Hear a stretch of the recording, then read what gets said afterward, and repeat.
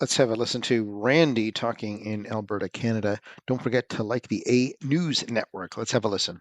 Wasno, thanks for coming in on a snowy Thursday. My pleasure, Michael. Swearing in ceremonies tomorrow, Friday, for the new Prime Minister, his cabinet as well. Where do you feel Mark Carney's leadership leaves your government as it squares off against a tariff-hungry Trump administration? Well, look, I think the Liberal Party is the best party that we have in the country to defend against Donald Trump, his tariffs. I was in Washington only 2 weeks ago, meeting with Republicans, meeting with Democrats. It is a country divided, and the president wants what the president wants, and so we have to be on guard, elbows up. The tariff response is serious because it has to be, because the president responds to strength. Mr. Carney brings global experience, managing both the Central Bank of Canada and England, and is also very calm force. I think he positions our party for the best position in 4 years. But more importantly, he will position Canada to take on what is an existential threat. I'd never thought I'd be on a newscast talking with you about annexation from our greatest trading partner and former ally. We are at a point now where we can't trust the Americans. We have to negotiate with them. They want transactional diplomacy, and that's why we have ministers there today to bring the temperature down so that we can get these tariffs off and get back to trading in a way that makes sense to the president, but also makes sense to Canadians. Mr. Carney needs a team behind him. Absolutely. So that team, the cabinet, will be announced tomorrow. Your expectations for that, and how do you respond to the media reports today that Stephen Guilbeault is out as environment minister? Well, what I'm seeing in the press is the same thing you're seeing, smaller cabinet, focused cabinet, on the fact that we are literally on a footing of having to defend our sovereignty and having to defend every inch of our economic sovereignty as well. So I'm anticipating a smaller cabinet.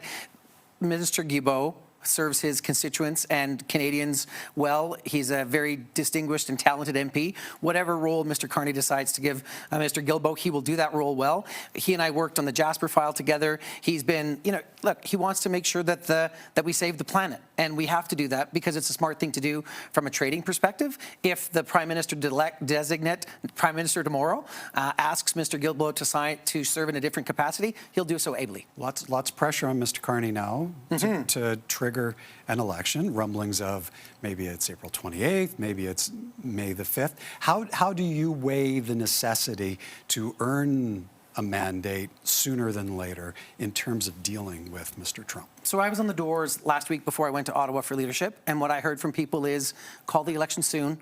We need a mandate. We want to support you. They were talking to me, and they said we need to know who our government is.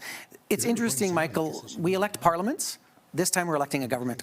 And there's really only two choices as to who can lead the government in this, in the face of these Trump tariffs. And it's the Conservatives or the Liberals. And for my money, I'm on the Liberal ticket. And we've faced off against Donald Trump before. We negotiated a successful trade deal. This Trump administration is different.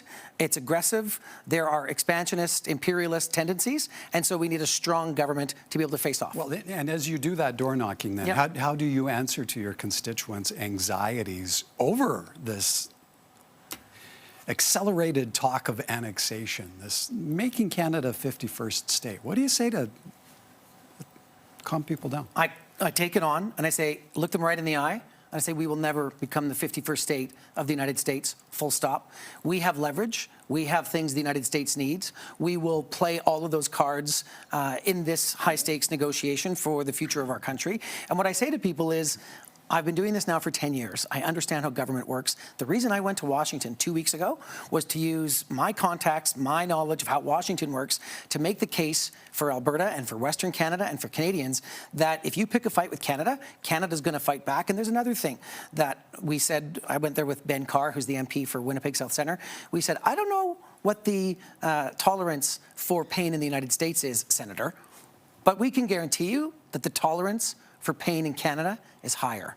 And so we're squaring off against the Americans. And as Prime Minister Carney said, whether it's in trade or in hockey, Canada wins. Where do you weigh in on oil and gas being used as a retaliation tool? What I really liked about this leadership race, Michael, is it gave Canadians permission to be proud of the fact that we have natural resources.